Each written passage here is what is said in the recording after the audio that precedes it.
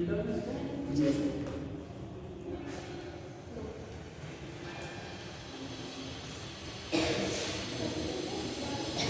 कहाँ तक स्टील का आइसोमर से होता है। स्टीरियो आज मैंने ग्रुप में डाल दिया है आइसोमेरिज्म का, है ना। ग्रुप में आइसोमेरिज्म डाल दिया है क्वेश्चन ग्रुप में। अच्छा नहीं डाले क्या?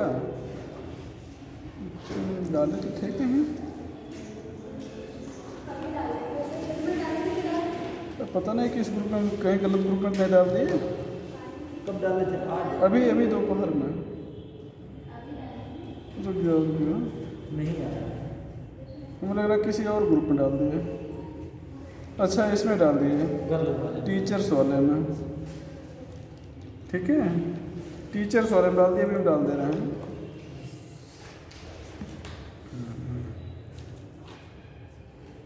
अभी तो आंसर है ना।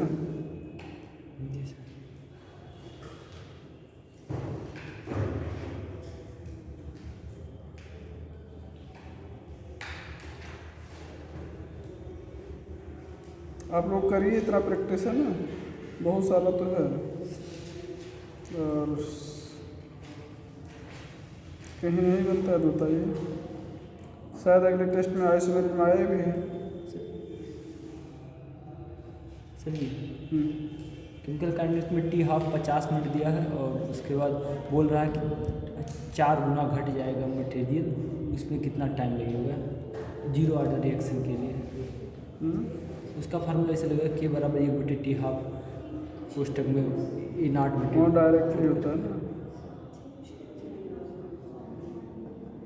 हाफ के लिए तो 4 गुना कम कर रहा है, 1/2 ऐसे हाफ के लिए लिखते थे। चलो बता देंगे, अब भेज दे रहे हैं ना भैया। वो दूसरे ग्रुप में डाल दिया था मैंने, बहुत सारे ग्रुप बने हैं।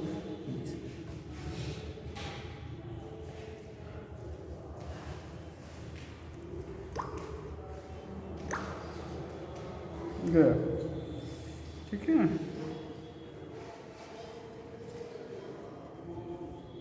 चलो geometrical, sorry geometrical stereo isomerism.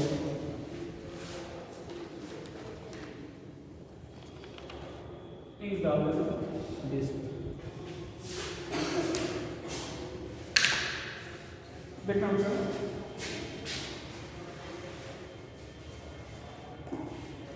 same molecular formula and structural formula.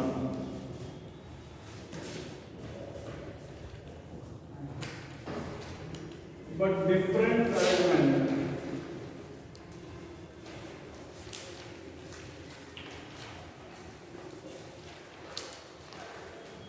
of atom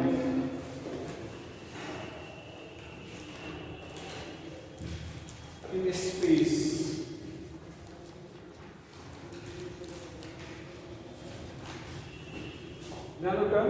different arrangement of atom को आप डिफरेंट एटॉमिक कॉन्फ़िगरेशन कह सकते हो, ठीक है। एटॉमिक कॉन्फ़िगरेशन,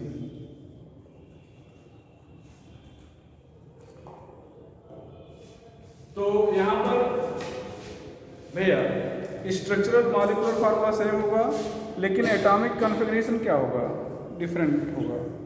ये 2 टाइप का होगा, 2 टाइप।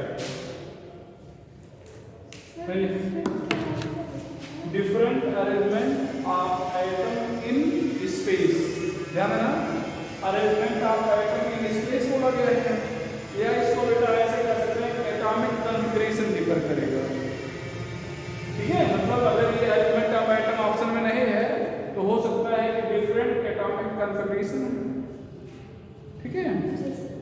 हाँ, ये 2 टाइप हुआ बेटा, एक तो कॉन्फ़िगरेशनल,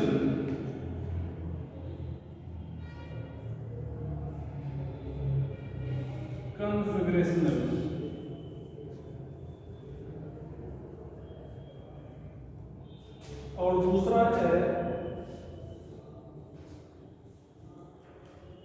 कन्फॉर्मेशनल। भैया conformational,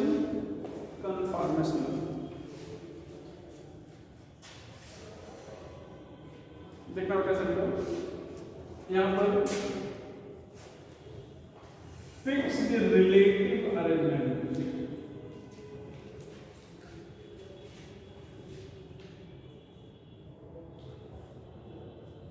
of atom in space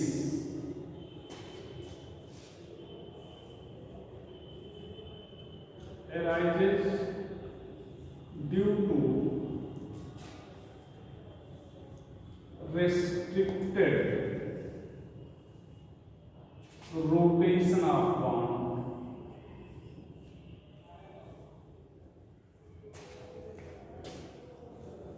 Infinite number of momentary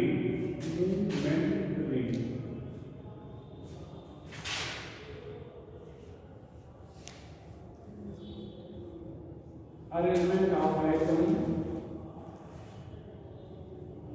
in space. Infinite number of momentary arrangement of atom in space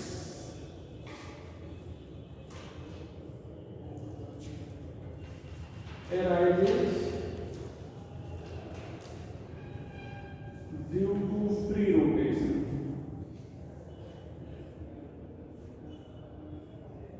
of bond.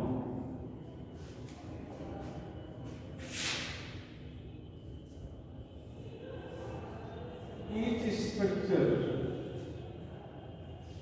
is different compound.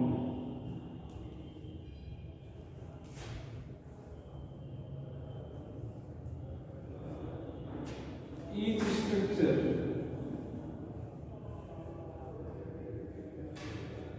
is the same compound.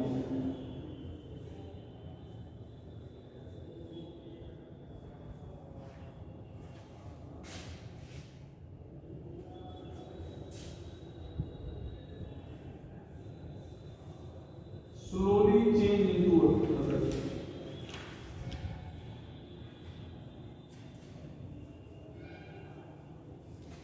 Fastly change.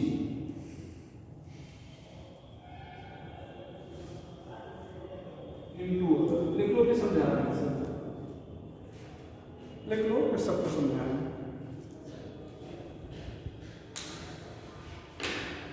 भैया पूरा लिख लो फिर अभी हम आपको समझा रहा है। देखो fixed relative arrangement of atom in space arises due to free restricted rotation of bond. यहाँ पर इनफाइनाइट नंबर मूवमेंट का मतलब होता है तत्क्षण, तात्कालिक, ठीक है।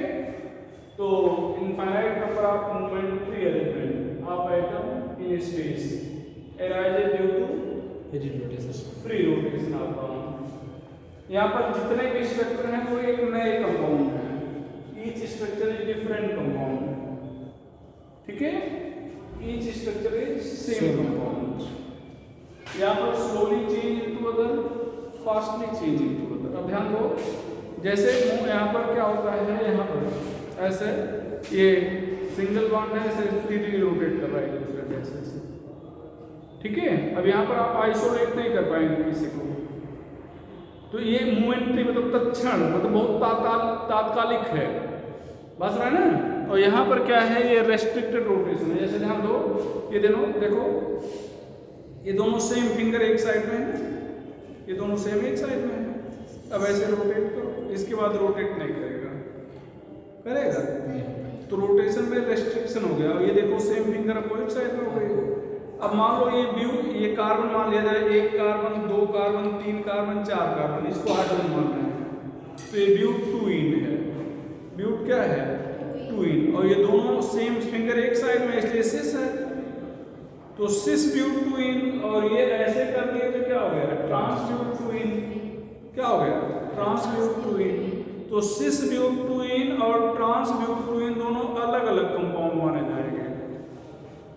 तो यहाँ पर लिखे हो कि each structure is different compound, और यहाँ पर each structure is same compound. यहाँ पर जैसे बताया ना कि यहाँ पर ध्यान दो ऐसे ऐसे घुमा रहे हो, ऐसे ऐसे ऐसे ऐसे ऐसे, तो इसमें जो सबसे स्टेबल संरचना बनेगी ऐसे ऐसे जो घुमा रहे हैं उसको आप स्टैगर्ड कहोगे, और सबसे अनस्टेबल जो होगी उसको इक्लिप्स कहोगे।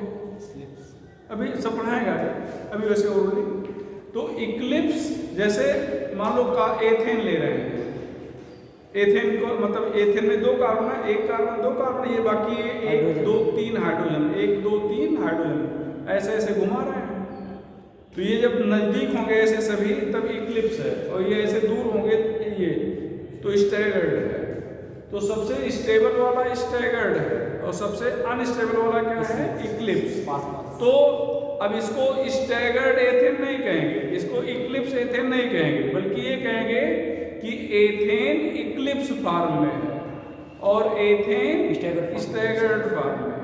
ध्यान रखिए, एथेन स्टैगर्ड फॉर्म में है, एथेन इक्लिप्स फॉर्म में है, दोनों को एथेन कह रहे हैं। और ये कह रहे हैं कि यही एथेन इस रूप में है, यही एथेन इस रूप में है, जबकि वहां पर क्या कहे, सिस ब्यूटुइन, सिस ब्यूटुइन और क्या कहे बेटा, ट्रांस ब्यूटुइन। तो ये जो सिस ब्यूटुइन है और ये ट्रांस ब्यूटुइन है, ये दोनों अलग अलग कंपाउंड माने जाएंगे, दोनों की प्रॉपर्टी अलग होगी। भले ब्यूटुइन है लेकिन उसके पहले सिस और ट्रांस लग जाने से कंपाउंड अलग मान लिया जाएगा, उनकी प्रॉपर्टी भी क्या होंगी, अलग होंगी। ठीक है, तो ये चीज है, इसको अलग से पूरा बताना है, पढ़ाना है। अभी वैसे डिफरेंस के लिए लिख ली, बाकी अभी ये कन्फॉर्मेशनल काफ़ी अलग से पढ़ाया जाएगा, है ना। अब यहाँ पर ध्यान रखना ऊपर ये जो कन्फिग्रेशन है ये 2 टाइप होगा, ये क्या होगा, 2 type, 2 type stereo, hello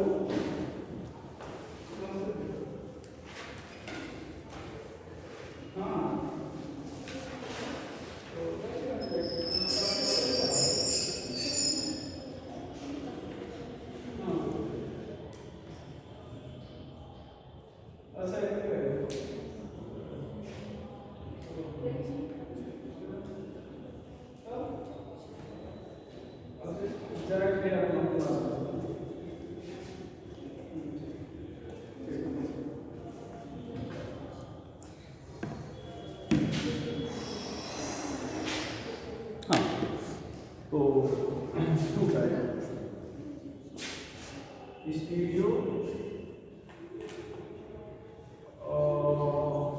stereo नहीं,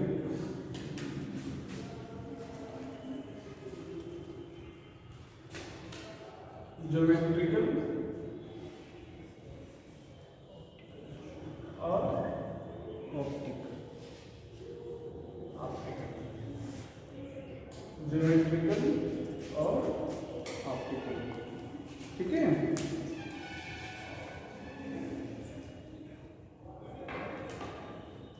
अब आप मतलब ये ज्योमेट्रिकल होगा और क्या होगा, ऑप्टिकल। कई बार ऐसे भी क्वेश्चन पूछ सकते हैं कि geometrical isomer is example of structural isomer, configurational isomer, conformational isomer. तो क्या बोलेंगे, कन्फिगरेशन। अच्छा हाँ, हम लोग जब स्ट्रक्चरल लिख रहे थे तो स्ट्रक्चरल आइसोमर को कई बार कॉन्स्टिट्यूशनल आइसोमर बोलते हैं। ठीक है, तो जहाँ पर स्ट्रक्चरल आइसोमर हेडिंग डाले थे वहाँ पर कॉन्स्टिट्यूशनल हेडिंग डाले थे।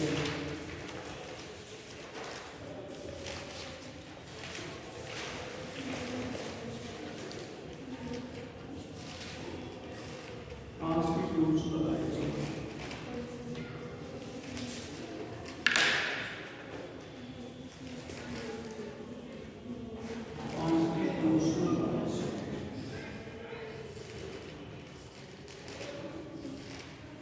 डालेंगे। जहाँ पर स्ट्रक्चरल हेडर डाले थे ना, तो स्ट्रक्चरल आइसोमर कहते हैं उसको। मान लो अगर कॉन्स्टिट्यूशनल आइसोमर कहते तो आप ये मत सोचेगा इसका नाम सुना नहीं गया है, उसी स्ट्रक्चरल लेवल पे बेटा कॉन्स्टिट्यूशनल। अब यहाँ लिखे geometrical isomer.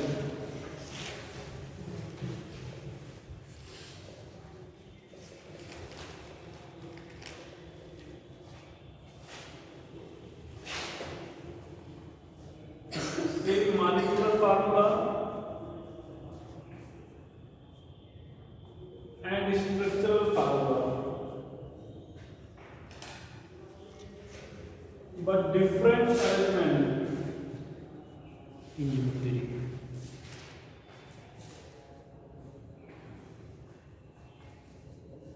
of atom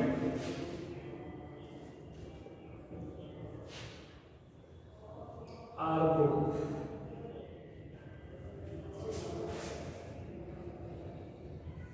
around carbon carbon double bond, carbon nitrogen double bond, nitrogen nitrogen double bond, or carbon carbon single bond.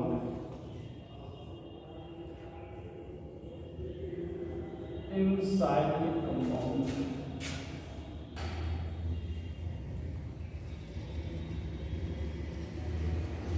In cyclic compound. Sir ji Cl में 2 बार के 3 बार हाँ डबल डबल से हो जाए। हाँ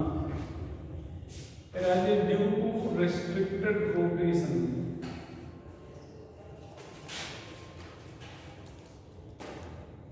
of bond.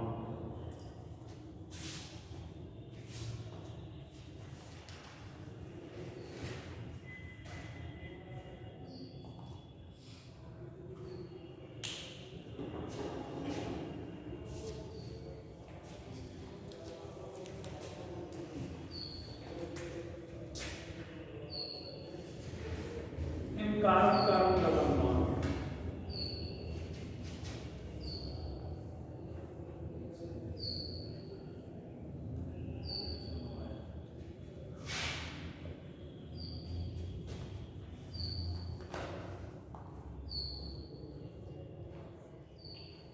यहाँ पर condition both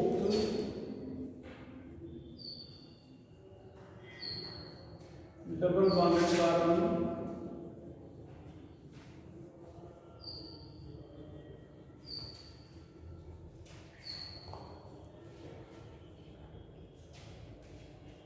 यहाँ पर ग्रुप कर लीजिएगा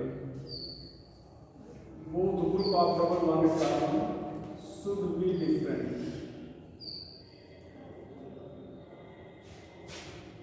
Both group of double bonded carbon should be different. तो डबल बॉन्डेड कार्बन के दोनों को क्या करना चाहिए? अलग डिफर करने चाहिए. Both group of double bonded carbon should be different. ठीक है? जी सर। यहाँ पर ध्यान देना.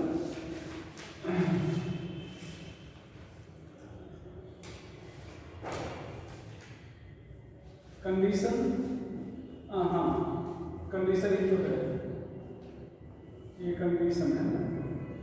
यहाँ पर ध्यान देना CAB CAB CAB CVD CEF AB CEF.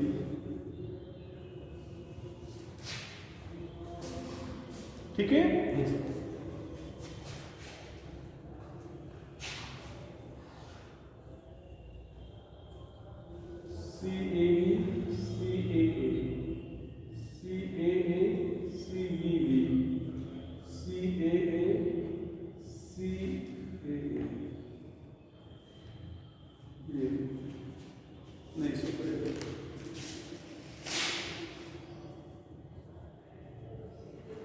ये नहीं सूत्र आगे चला जाए.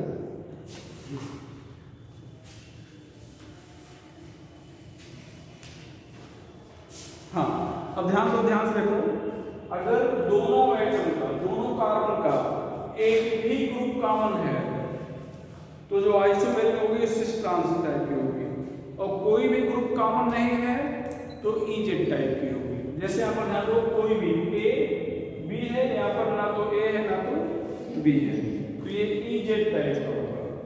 और यहाँ पर ए कॉमन है, बी कॉमन है. ए कॉमन है लेकिन बी कॉमन नहीं है, तो कोई भी एक कॉमन होगा तो एक से निकलता है.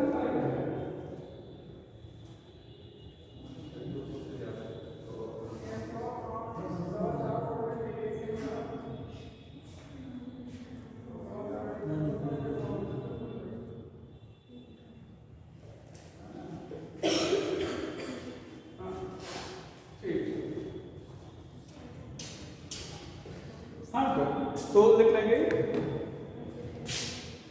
If any group of carbon, any group of both carbon is common, then cis trans type,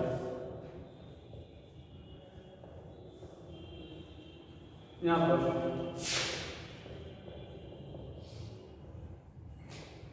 ये EZ type, if none group is common,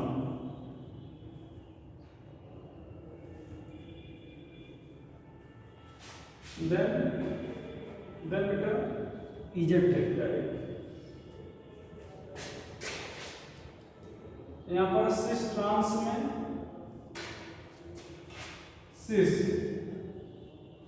when same group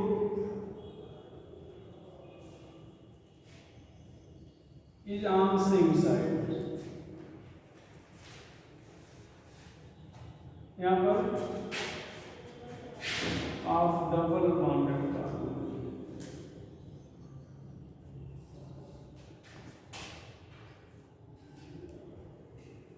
same group is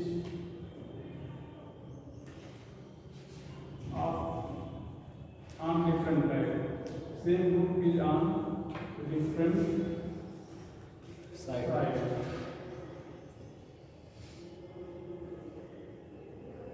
Of double bonded carbon.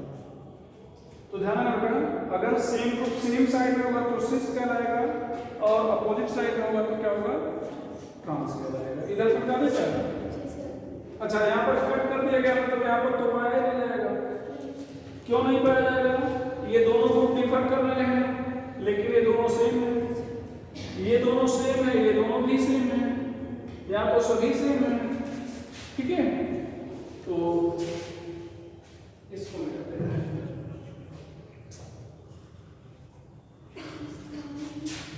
भैया यहाँ पर CH3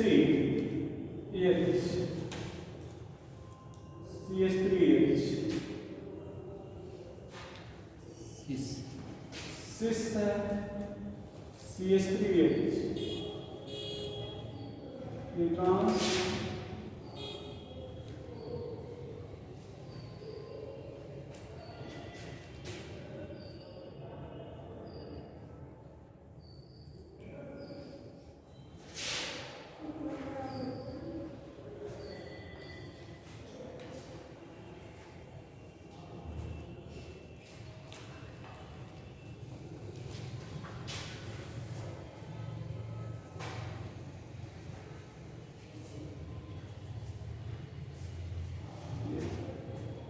ध्यान रखना, 3 example लिखे गए, 1 2 3। अब इसमें सिस ट्रांस तो समझ रहे हो, दोनों सेम है, दोनों अपोजिट है ट्रांस। इधर तो Cl Cl same, Cl Cl opposite. यहाँ पर ध्यान दो, ये AB टाइप का है और ये AD टाइप का है, AB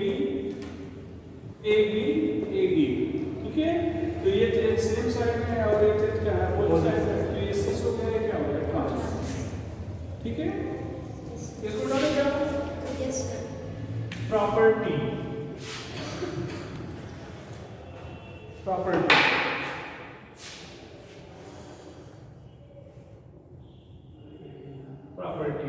पहला म्यू या डाइपोल मोमेंट। केमिकल बॉन्ड में डाइपोल मोमेंट पढ़ाया गया था, म्यू से रिप्रेजेंट करते हैं। और यहाँ पर एक हल्का सा आपको हिंट दे दें, केमिकल बॉन्ड तो हमें लगता सभी लोग पढ़े थे। यहाँ पर ध्यान दो, दो अगर ग्रुप जुड़े हैं, दोनों का नेचर सेम है, तो ये जो म्यू होगा थीटा के क्या होगा, इनवर्सली प्रोपोर्शनल होगा। और दोनों का नेचर अगर अलग है तो ये जो म्यू होगा थीटा के क्या होगा, डायरेक्टली प्रोपोर्शनल में पढ़ाया था। ध्यान दो, ये CH3 है, इलेक्ट्रॉन भेजने वाला ग्रुप माना जाएगा। ये CH3 इलेक्ट्रॉन भेजने वाला, तो ऐसे लग रहा है इधर आ रहा है, इधर आ रहा है, तो यहाँ पर म्यू 0 नहीं होगा। और यहाँ पर ध्यान रखना, ये CH3 इलेक्ट्रॉन भेज रहा है, ये CH3 भी भेज दोनों ये सेम दोनों एक दूसरे के इफेक्ट कर रहे हैं नहीं, तो म्यू क्या हो जाएगा? जीरो। ये सी इलेक्ट्रॉन खींच रहा है तो लग रहा है यहाँ कहीं से खींच रहा है, ये भी खींच रहा लग रहा है यहाँ कहीं से खींच रहा है, तो इसका डायरेक्शन इधर नहीं होगा। अब यहाँ पर ध्यान रखना, ये Cl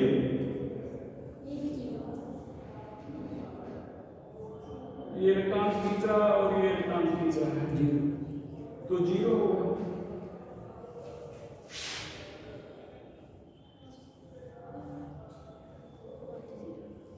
यहाँ पर ध्यान रखना, ये CH3 इलेक्ट्रॉन भेज रहा है और Cl इलेक्ट्रॉन खींच रहा है, ये भेज रहा है, ये खींच रहा है, ये इलेक्ट्रॉन भेज रहा है और ये खींच रहा है। ध्यान दो, ये इधर भेज रहा है, ये इधर खींच रहा है, तो ये इधर खींच रहा है, ये उधर भेज रहा है। आप जा रहे हो, आपको सीधे कोई पीछे से पुश कर रहा है, आपका मूवमेंट क्या होगा? बढ़ जाएगा। आप जा रहे हो, आपको बगल से पुश कर रहा है मान लो, तो मूवमेंट तो बढ़ेगा लेकिन उतना तो नहीं बढ़ेगा। ठीक है, तो यहाँ पर जीरो नहीं है, यहाँ पर भी जीरो नहीं है, लेकिन अगर आपसे कहा जाए यहाँ पर म्यूसिस, तो क्या कहेंगे? न्यूट्रॉन से ज्यादा। यहाँ पर म्यूसिस न्यूट्रॉन से ज्यादा, यहाँ पर क्या कहोगे? Meiosis less than mu trans. तो तीन एग्जाम्पल बन सकते थे, जब दोनों इलेक्ट्रॉन खींचें, जब दो भेजें, जब दोनों खींचें, जब एक भेजे और दूसरा खींचे, एक बन सकता था ना। और दो केस में देखो सिस ज्यादा है, तो अगर निकालो परसेंटेज तो 66 या 67% में सिस ज्यादा है। तो सामान्य तौर पे अगर कुछ कंडीशन अप्लाई ना किया जाए तो आप क्या कहोगे कि mu cis is greater than mu trans. तो लिखिएगा इन जनरल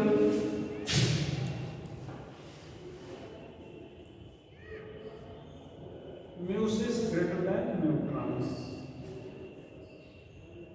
दूसरा, if both group has same nature, same nature बोल रहे हैं, म्यूसिस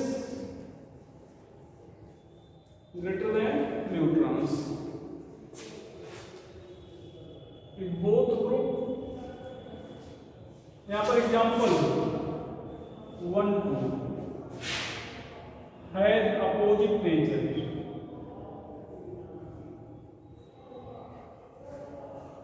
न्यूट्रॉन्स ग्रेटर देन क्या हो जाएगा? म्यूसिस। ये एक हो गया। दूसरा, सॉल्युबिलिटी या बॉइलिंग पॉइंट, ये डायरेक्टली क्वेश्चन होगा म्यू की।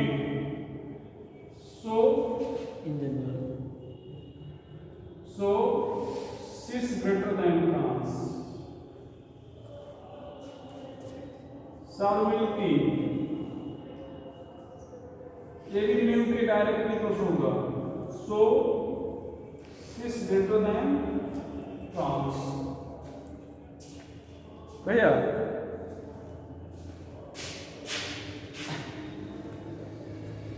cis greater than क्या आ जाएगा?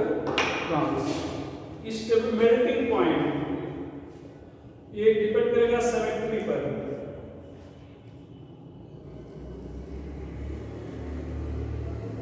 Trans greater than cis, more symmetrical, tightly packed,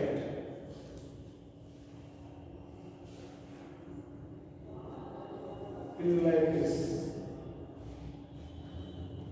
more symmetrical, tightly packed like this. Stability,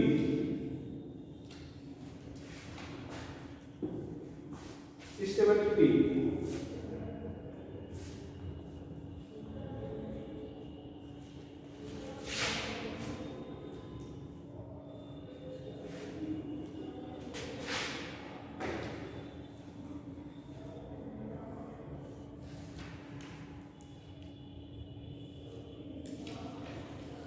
due to less steric influence. ध्यान रखना, ये ट्रांस ज्यादा होगा, देख लो इधर देखना, ये ट्रांस होगा जो बड़े साइज के ग्रुप में, देखना ये बड़े साइज के ग्रुप अपोजिट साइड में है, तो एक तो सिमेट्रिकल हो गए, दूसरा लैटिस में टाइटली पैक्ड होंगे। तो टाइटली पैक्ड होने का मेल्टिंग पॉइंट ज़्यादा होगा, और बड़े ग्रुप अपोजिट साइड में होंगे तो स्टेरिक रिपल्शन कम होगा, हिंड्रेंस कम होगा। तो हिंड्रेंस कम होने से स्टेबिलिटी क्या होगी, ज़्यादा होगी। अच्छा, एक और चीज, हीट ऑफ हाइड्रोजनेशन, आपको थर्मोडायनामिक्स पढ़ाया है। तो जो जब भी कोई चीज जुड़ेगा एनर्जी निकलेगी। हाइड्रोजन का जुड़ना हाइड्रोजनेशन कहलाएगा।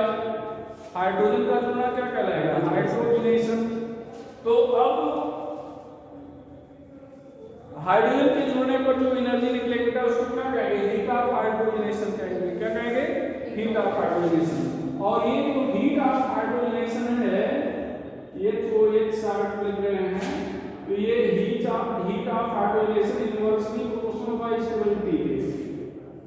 तो so HOH of 6 greater than क्या हो जाएगा, trans.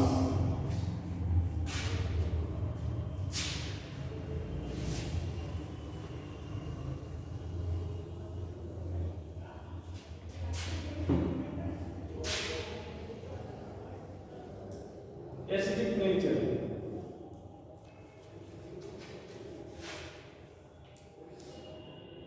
Polarity,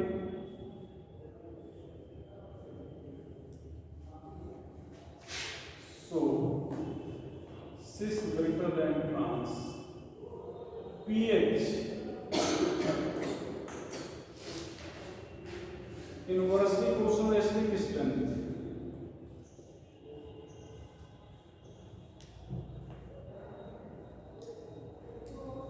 so trans greater than cis। कितना हुआ प्रॉपर्टी, 8, 1 9, 2 3 4 5 6 7 और 8 हुआ ना। ऐसे अब ध्यान दो, ऐसे कंफ्यूजन डेवलप होगा। एक बार सिस, एक बार ट्रांस, एक बार सिस, एक बार ट्रांस, यही कर रहे हो ना। तो बेटर ये है कि ट्रांस देखो कम है। 3 चीज ट्रांस का ज़्यादा है, मेल्टिंग पॉइंट, पीएच और स्टेबिलिटी। ये 3 याद रखो, बाकी सब सिस का, बाकी सब सिस का। तो नोट करके melting point, pH and stability trans की ज़्यादा of trans greater than cis. बस other greater than cis greater than, ऐसे याद किया जाएगा। तो अब तो नहीं भूलेगा, अब ऐसे एक एक करके याद रखोगे तो दिमाग से स्लिप कर जाएगा। ठीक है ना, melting point, pH and stability of trans greater than cis. इसको मिटा दे क्या,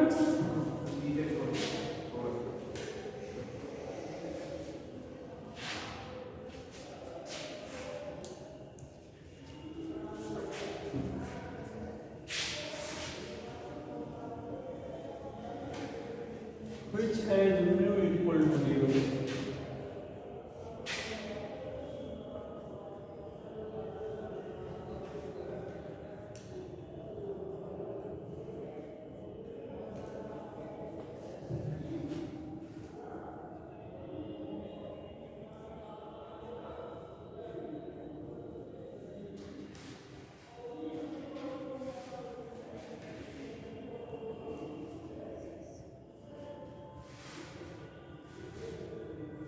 हो सकता है आपका आंसर एक से ज्यादा सही हो।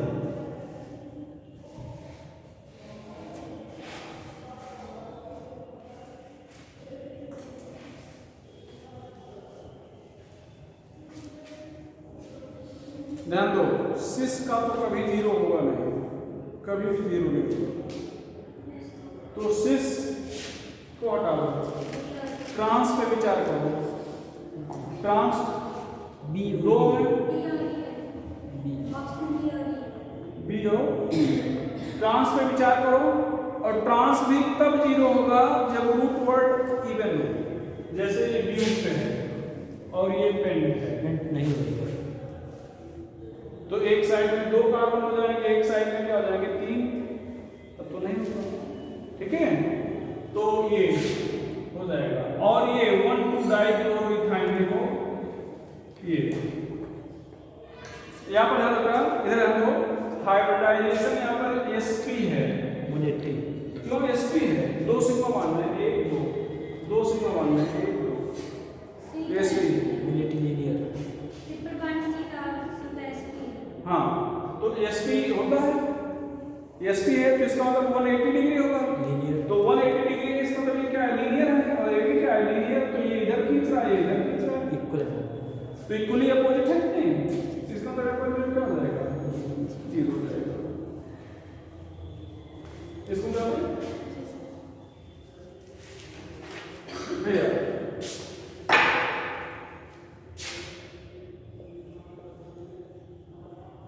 which has geometrical isomer,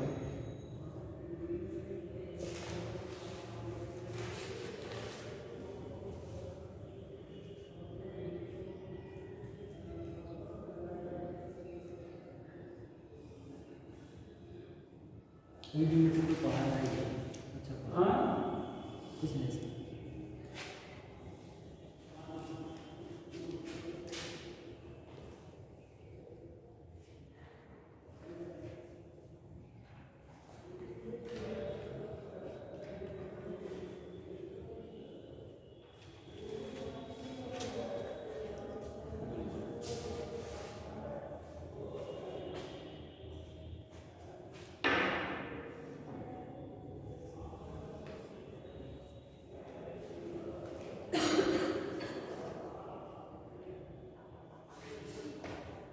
कौन भैया, BC C बी। यहाँ पर हम लोग ये डबल बॉन्डेड कार्बन है, ये H है और क्या है Cl, और यहाँ पर ये भी डबल बॉन्डेड कार्बन, देखो अब ऐसे एक लाइन खींच दो ऐसे, तो इधर CH2 CH2 है और इधर CH2 CH3 है, तो ये ऊपर और नीचे वाला ग्रुप अलग है ना, यहाँ पर देखो ये जो Cl है, और ऐसे अगर एक लाइन खींच दो तो जो ऊपर है वही नीचे है, नहीं यहाँ पर दो कार्बन के दोनों एक सेम है इसलिए नहीं है, ठीक है। तो ये हाँ इधर हम लोग ऐसे नहीं, ध्यान देना बेटा, मिटा दे इसको मिटा दे। ऐसे भी अगर कंपाउंड है कहा जाए कि यहाँ पर ज्योमेट्रिकल आइसोमेरिज्म है या नहीं है, ऐसे मान लो ऐसे, तो इसको यहाँ पर ध्यान दो, ये सिस है, और अगर ऐसे है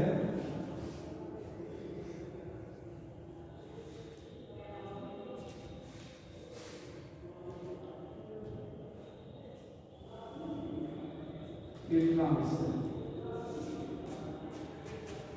क्यों इधर तो ये डबल बॉन्डेड कार्बन ना, कितने बॉन्ड जुड़े हैं यहाँ पर 1 2 3, तो एक बॉन्ड कम है ना, तो इसका मतलब एक H होगा, तो H होगा तो निश्चित रूप से H इधर होगा, और यहाँ पर भी H होगा तो इधर होगा, और ऐसे क्यों देखो सेम लाइन है ना, सेम साइड में, तो सिस, और यहाँ पर ध्यान दो ऐसे ये लाइन इधर और ये लाइन अपोजिट साइड में, तो ये क्या हो गया ट्रांस, क्या हो गया ट्रांस, मिटा दे चलो।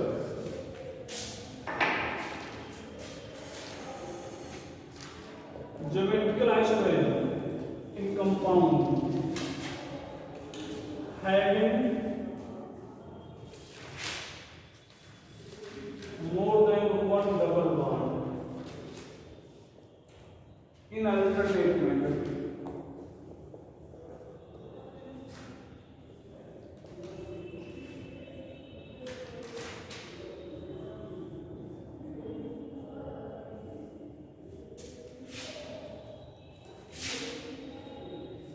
Number of the vertical isomer. Number of geometrical isomer. यहाँ पर ध्यान रखना, पहला if terminal is different, if terminal is different,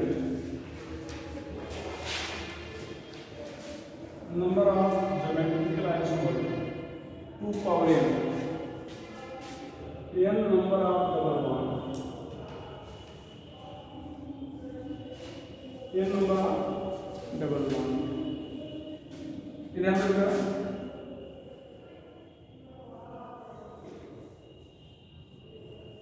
यहाँ पर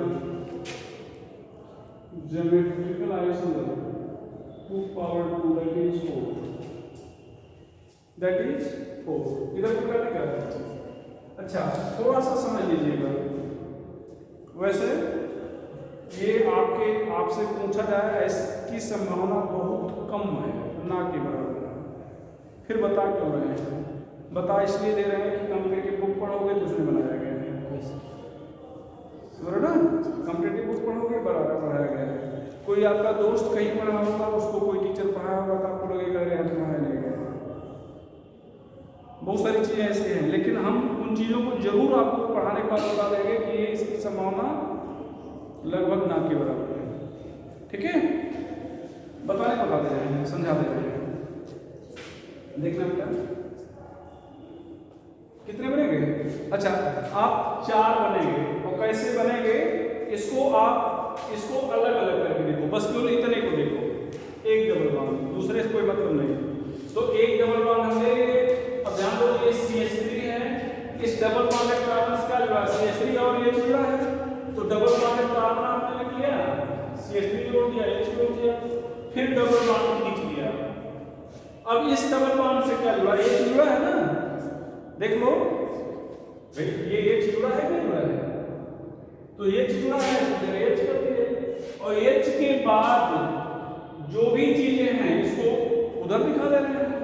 तो क्या जुड़ा है? C C C। अच्छा यहाँ पर ध्यान दो, इस कार्बन से C डबल बॉन्ड से जुड़ा ना, और अब इसको भूल जाओ, अब इधर वाली चीजों को भूल जाओ, अब यहाँ पे आ जाओ, ये दोनों H एक तरफ कर दो, तो ये दोनों H क्या कर दे रहे हैं? एक तरफ ACl, ध्यान देना बेटा, ये H और H एक तरफ है सिस, मतलब इतना पार्ट बनते हैं, तो ये एक तरफ है सिस है नहीं। अब इसको देखो, ये एक तरफ है सिस है, तो इसको कहेंगे सिस, क्या कहेंगे? सिस। इसको पलट, क्यों इतने को पलट दो, तो ये क्या हो जाएगा? HCH3। बाकी सब कुछ वैसे रहने दो, H यहाँ पर C डबल बॉन्ड C, यहाँ पर Cl ट्रांस CH, तो ये क्या हो गया? ट्रांस, और ये क्या हो गया? सिस। ठीक है, अब की बार देखो, इसको ऐसे रहने दो, इसको पलट दो, तो यहाँ पर क्या हो जाएगा? CH3H C, यहाँ पर H, यहाँ पर H, यहाँ पर Cl, यहाँ पर H, ये क्या हो गया? सिस ट्रांस, ये हो गया ट्रांस। देखो अच्छा, अब की ऐसे इसको ट्रांस कर दो, इसकी दूरी पलट दो,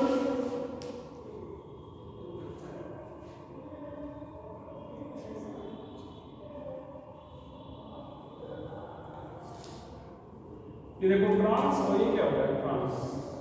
4 ले जाओ, तो सिस ट्रांस, ट्रांसिस ट्रांस, 4 हो गया, बन गया। इसको डाल दिया, इसको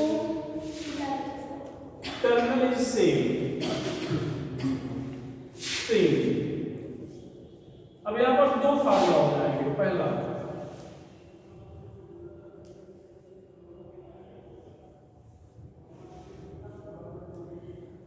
double bond is even, double bond is क्या हो जाएगा? इवन, तो 2 power n minus 1 plus 2 power n by 2 minus 1।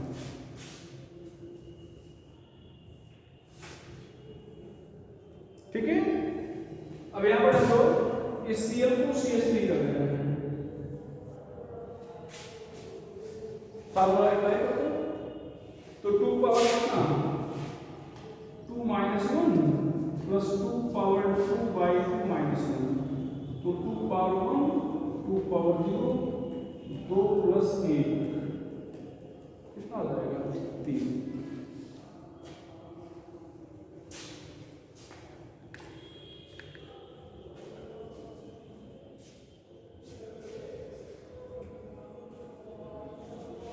बनाओ भैया, मना कर दिया इसका मतलब नहीं कि आप लोग बनाओ।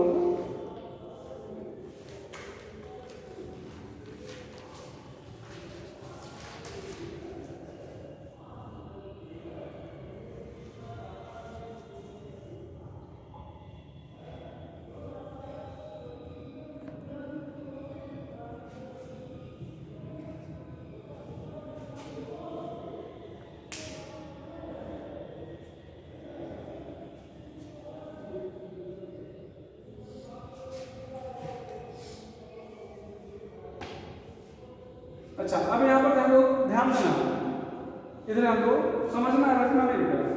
यहाँ पे अभी Cl था तो 4 था ना, और CH3 हो गया तो 3 हो गया, एक कम कौन हुआ, ध्यान दो, ये बन गया है सबका। देखो अगर इसी को हम लोग इधर आओ, सिस लिख रहे हो ना, ट्रांस लिख रहे हो, ये सिस ट्रांस और ट्रांसिस ये दोनों एक हो जाएंगे। अगर इसी को CH3 कर दिया जाए, ध्यान दो, इसी को CH3 कर दिया जाए और इसको CH3 कर दिया जाए तो ये और ये दोनों एक हो जाएंगे, तब कोई अंतर नहीं है, बस एक काम लेकिन फार्मूला लिख लो, बनाने की जरूरत नहीं, बन गया मिटा दे इसको, मिटा दे क्या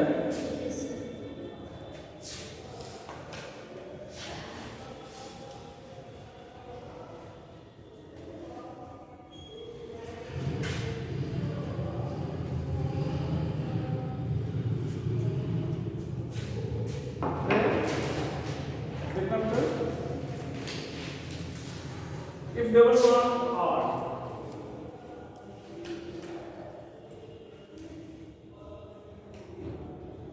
तो यहां पर ध्यान दो, कंपेयर करके, अच्छा ध्यान देना, अभी क्या पढ़ा है, ज्योमेट्रिकल आइसोमर का फार्मूला बता रहे हैं ना, आगे ऑप्टिकल का पढ़ाएंगे, तो यही सारे फार्मूला ऑप्टिकल में रहेंगे। और यहां पर अंतर कैसे करोगे, यहां पर जो एक आपने घटाया है इसी को आधा घटा दो, तो ज्योमेट्रिकल आइसोमर क्या हो जाएगा 2 पावर n माइनस 1 बोलो, 2 पावर n बाई 2 माइनस, अभी तक एक घटा रहे थे ना, आप हाफ घटा दो, कितना घटाओगे हाफ, तो अब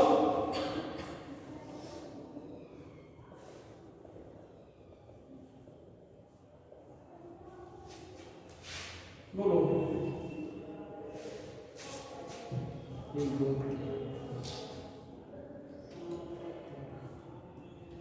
कितने हैं 2 power 3 minus 1 plus 2 power 3 by 2 minus half, तो 2 पावर 2 प्लस 2 पावर 1 4 प्लस 4 कितना हो गया 6, कितना हो गया 6।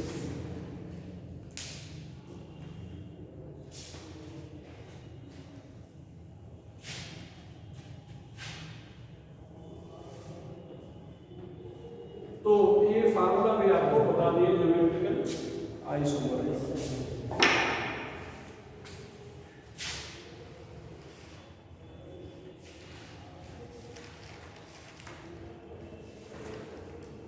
इजेड टाइप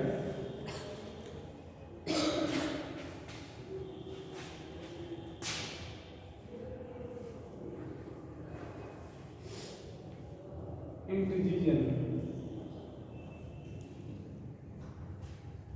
जूसा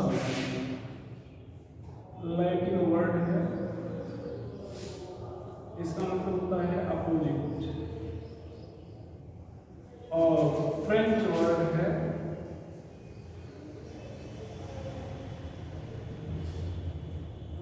इसका मतलब होता है similar.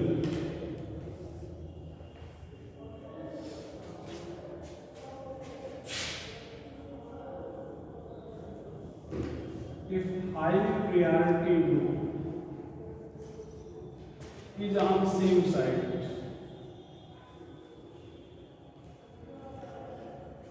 Then Z. If on opposite side,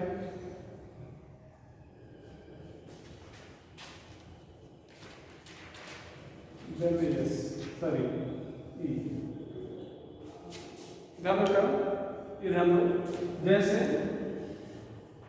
यहाँ पर प्रियॉरिटी 1 2 ऐसे डिसाइड कर रहे हैं, 1 ये 2, तो ये हाई प्रियॉरिटी एक तरफ है, इसको क्या करोगे जेड, और यहाँ पर भैया अपोजिट साइड पे 1 2 1, इसको आप क्या करने जा रहे हो, सेम साइड पे जेड, आपको ये साइड पे, ठीक है। जी सर। बहुत सिंपल वे में चीजों को आपको बता दे रहे हैं। Priority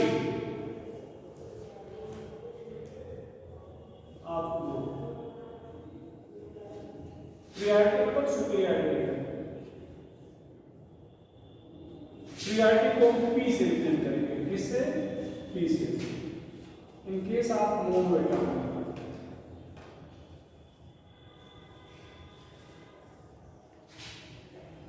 specially priority directly proportional to atomic number, number B C N O F C L B R I ये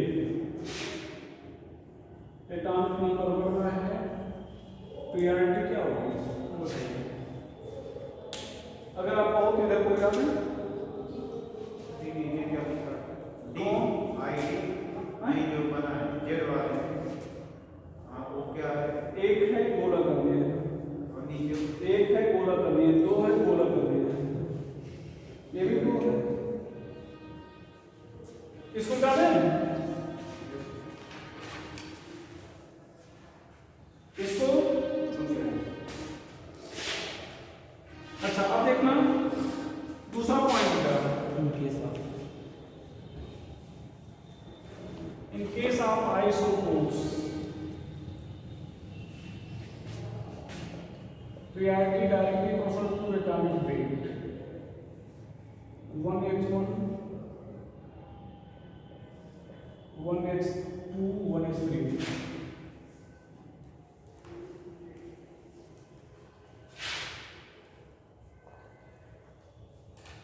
In case of multi-atomic species,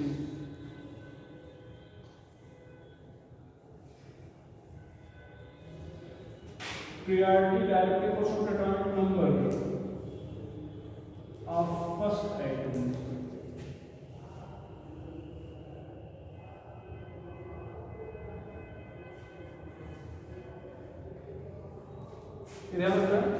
first item किसको कहोगे, जिससे लाइन खींची हुई है, जिसकी लाइन खींची हुई है, या जो डबल बॉन्डेड कार्बन से जुड़ा होगा वो आइटम पहला आइटम होगा।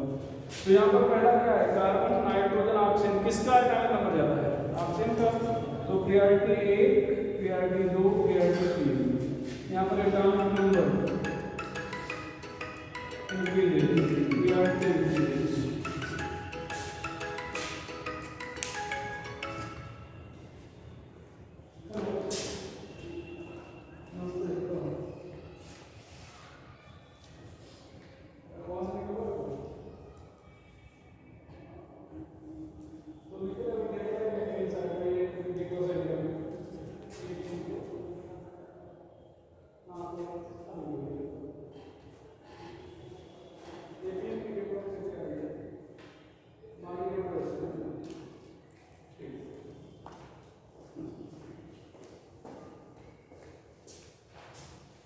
ठीक है, तो ये हो जाएगा। ध्यान दो, कार्बन नाइट्रोजन ऑक्सीजन, आगे चलते हैं जी सर। अच्छा मान लो पहला आइटम सेम है तो दूसरे को देखेंगे, दूसरा सेम है तो तीसरे को, और तब तक जब तक डिफरेंस नहीं आ जाएगा।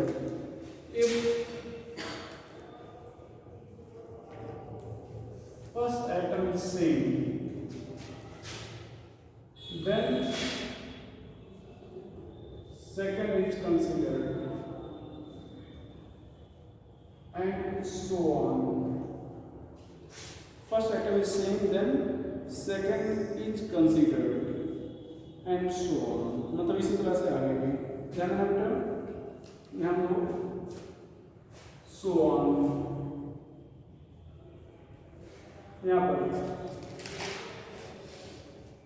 CH2 CH3 CH2 NH2 CH2 OH CH2 Cl. अभी ध्यान दो, ये सभी में सेम है, सभी में सेम है ना.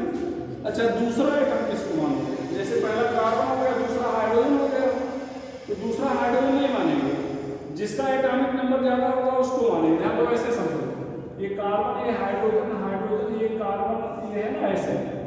तो इस कार्बन से H और C भी जुड़ा है, तो इन दोनों H को दूसरा नहीं मानेंगे, इस C को दूसरा मानेंगे. जिसका एटॉमिक डिफरेंस जल्दी मिल जाए ये सोचोगे, देर में मिले, जल्दी मिल जाए ना. तो अगर जल्दी मिल जाए तो फिर आप दूसरा इसको मान लो, और देर में मिले तो दूसरा, तीसरा, फिर चौथा. तो ऐसे यहाँ पर हो जाएगा दूसरा, तीसरा, फिर चौथा, दूसरा उसे ठीक है. तो हम इनको दूसरा नहीं मानते, इसको दूसरा माने, फटाफट डिफरेंस मिल जाएगा. ठीक है. तो जिसका एटॉमिक नंबर ज्यादा होगा उसको हम लोग क्या मानेंगे? जैसे पहला तो सेम हो ही गया, दूसरे में अब आप कहोगे नहीं दूसरा हाइड्रोजन मानना चाहता, नहीं, इनको मानो जिससे डिफरेंस जल्दी आ जाएगा. तो किसका एटॉमिक नंबर ज्यादा है? Cl का, फिर O, फिर N, और सबसे कम किसका है? कार्बन. तो कार्बन की प्रायोरिटी सबसे कम. अच्छा, 4 तो वैल्यू ज्यादा है, तो आप क्लास में चौथी रैंक पाओ, अच्छा है पहली रैंक? पहली रैंक पाओ तो अच्छा है ना. तो इस पहली रैंक है इसकी, तो इसकी चौथी रैंक है. तो 4 देखते रहे कि इसकी प्रायोरिटी ज्यादा है. ठीक है, 4 कम तो उसकी प्रायोरिटी चौथी है. अच्छा, अब एक पॉइंट और बच रहा है बेटा. मान लो मल्टी एटॉमिक स्पीशीज है, देखो पर समझ लो फिर लिखिएगा. जैसे Cl है, मल्टीपल बॉन्डेड स्पीशीज है, तो ये जो दूसरा एटम है अपने बॉन्ड ऑर्डर के बराबर कंसीडर किया जाएगा. मतलब N को 3 बार कंसीडर करेंगे, ये ऐसे मानेंगे. यहाँ पर हम तो COH है, क्या करें तो यहाँ C 2 बार OH, यहाँ पर C डबल बॉन्ड OH है, तो COO 2 बार OH. तो इन case of multiple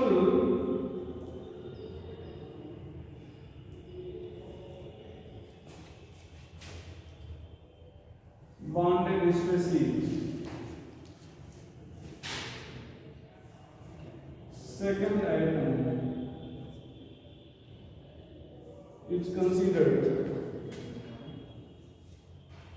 equal to number of times to its bond order.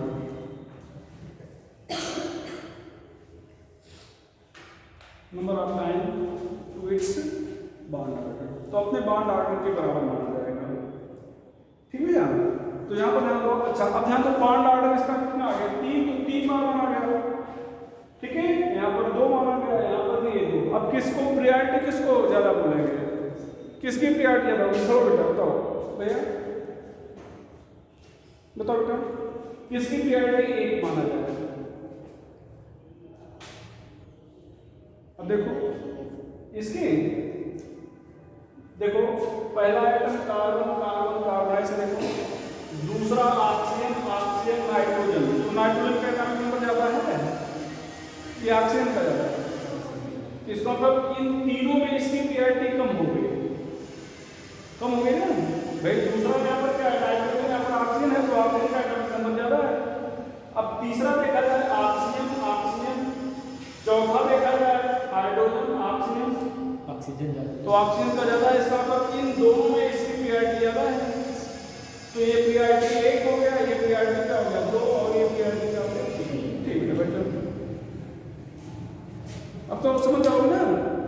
चलो इसको मिटा दें क्या, इसको बस कहानी हो चुकी है। अरे 2-3 बार क्या लिखे हो, जितना बाउंड होगा उतना बार दूसरा आइटम माना जाएगा।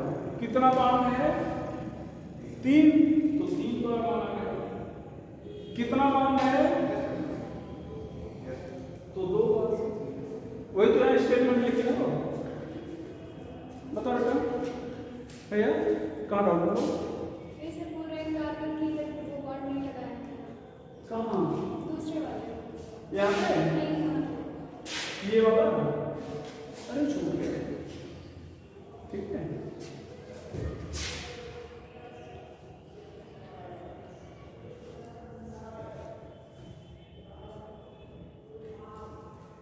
ये ध्यान दो। अब इसका जैसे लिखना है तो ध्यान दो, ये Cl का एटॉमिक नंबर ज्यादा है, इस C का कम है, O का एटॉमिक नंबर ज्यादा है और C का क्या है कम है। तो ये ध्यान दो, हाई प्रायोरिटी वाले अपोजिट साइड में, सिंगल साइड में अपोजिट। तो पहले तो E लिख लेंगे, E बाद में लिखेंगे। पहले इसको स्ट्रेट चेन बनाओ, सीधी चेन बनाओ। तो यहाँ पर CH3 है ना, सिंगल बॉन्ड C, और ये Cl को ऐसे दिखाते हैं, डबल बॉन्ड C, ये OH को ऐसे दिखाते हैं, ये C डबल OH ऐसे हो गया। अब आईयूपीएसी में लिखा गया है 1 2 3 4।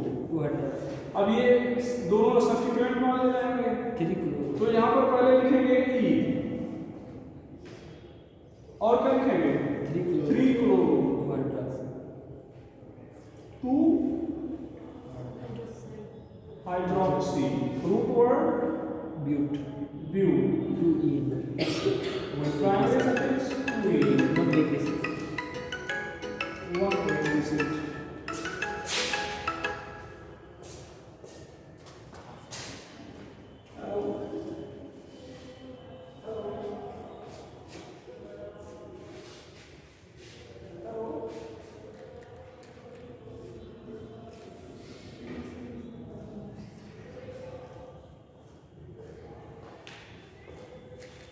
ठीक है,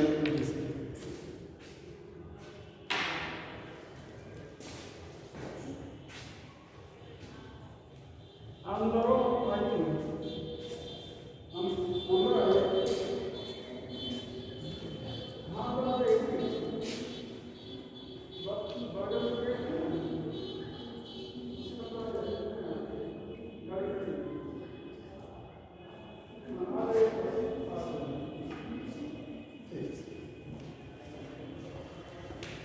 ठीक है। तो यहाँ पर हम लोग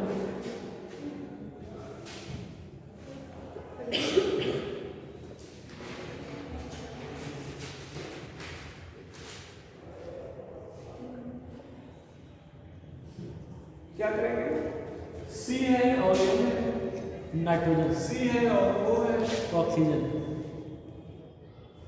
इस बार उल्टा हो, अच्छा हाँ। जड़ 2 नंबर से।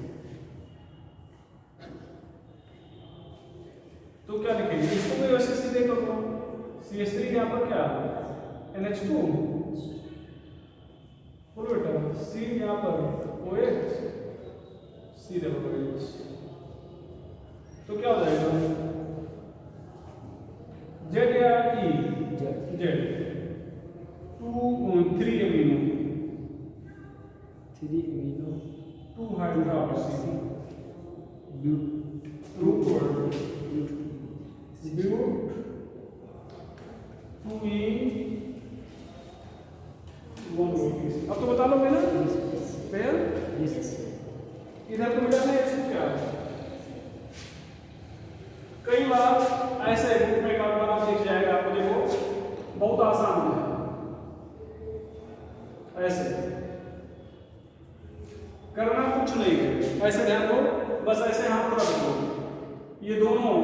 अच्छा जो नहीं दिख रहा, कितने बार बने हैं 3, बनना कितना चाहिए 4, तो जो नहीं दिख रहा है वो H है, तो इसका मतलब H यहाँ होगा, H यहाँ होगा, तो H अपोजिट साइड में होगा ना, तो ये सिस हुआ या ट्रांस हुआ, ट्रांस, ट्रांस का मतलब E, ट्रांस का मतलब E मतलब एंटी। और ऐसे ऐसे तो यहाँ पर ई लिखेंगे और डबल बॉन्ड किस पोजीशन पे है, पहला दूसरा, दूसरे पोजीशन पर, तो 2e।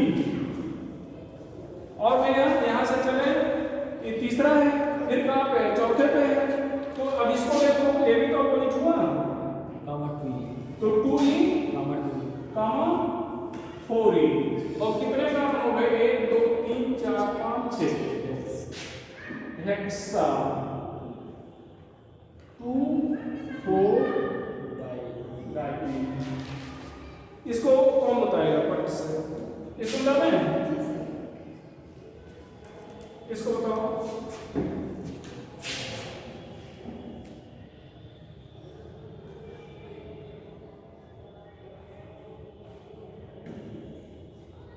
बताओ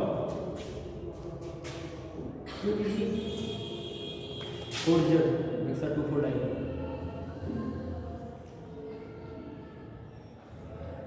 बताओ बेटा।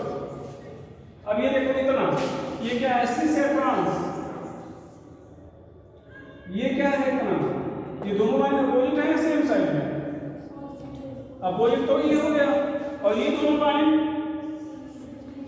सेम साइड में ना, तो जेड हो गया, तो क्या लिखें 2e 4z, बाकी वही हेक्सा 2 4 डाई। डाई। इसको बोलो 2z 4z हेक्सा 2 4 डाई। दोनों लाइन एक साइड में है ना भाई, दोनों लाइन एक साइड में है ना, और ये दोनों लाइन, तो क्या लिखें 2z 4z 4z hexa 2 4 hexa 2 4। अब तो बना लेंगे ना, तो आज कहानी खत्म करते हैं, चलो आगे फिर नेक्स्ट है, ठीक है।